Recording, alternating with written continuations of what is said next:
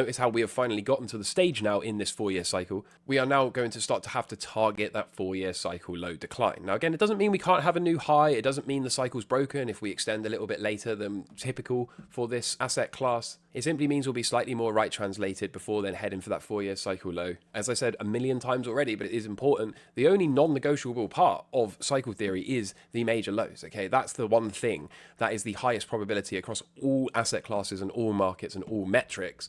But the path we take in the meantime is going to cause a lot of people to falsely cheer on the idea that the cycle is broken, or there's no more 4-year cycles, or it's an extended this or a 5-year cycle. But in reality, what they will do is have to be forced to observe a 4-year cycle low late 2026, and then they'll go looking for an excuse as to why somehow that is no longer a valid 4-year cycle or whatever it is. Okay, but we're going to let them do them and we're going to do us. But Bitcoin, the only thing I'm really focused on here is, do we get a lower high bounce, okay, or do we get one final push to a new high and then decline into that 4-year cycle low?